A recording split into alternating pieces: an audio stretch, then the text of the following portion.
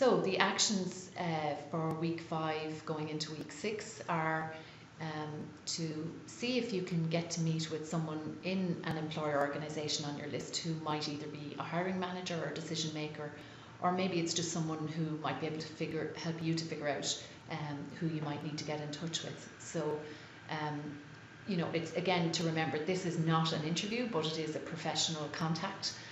So treat it as such, but it is perhaps a cup of coffee meeting. So asking to meet someone for a cup of coffee or not, for 20 minutes, and asking them for their advice and their insight, to see if you can learn something really. So you might learn something about the organisation, what's going on, what prospective areas there might be, maybe projects that are coming up that you might be useful for. And then perhaps at the end of that meeting, you may be able to say, well, if it's okay, could I touch base with you again in 6 or 8 weeks to just see if you've had any ideas about potential opportunities for me. And you can also perhaps, depending on how that meeting goes, say, well, would it be okay to send you my CV? And that gives you the opportunity then to tailor it to whatever is relevant for that person, rather than coming in with the CV in your hand. But you can judge it based on how that meeting goes. And this idea of proactively making contact to find out about companies or to potentially learn who is the right contact to make really is the critical step that most people won't do. So if you do it, that will give you a distinct advantage.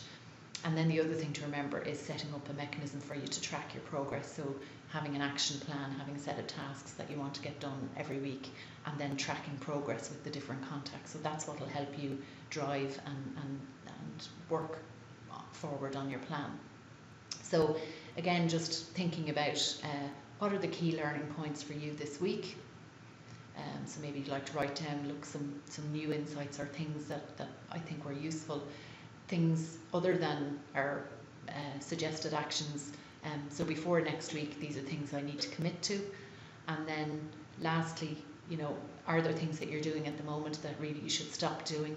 Are there things you might want to start doing based on what we've talked about? And maybe there are things that are working for you that you want to make sure that you keep up. So next week, we've just finished week 5, so next week is our last week, and we will be talking about preparing for interview and reviewing how you've progressed over the 6 weeks and see what your next actions might be.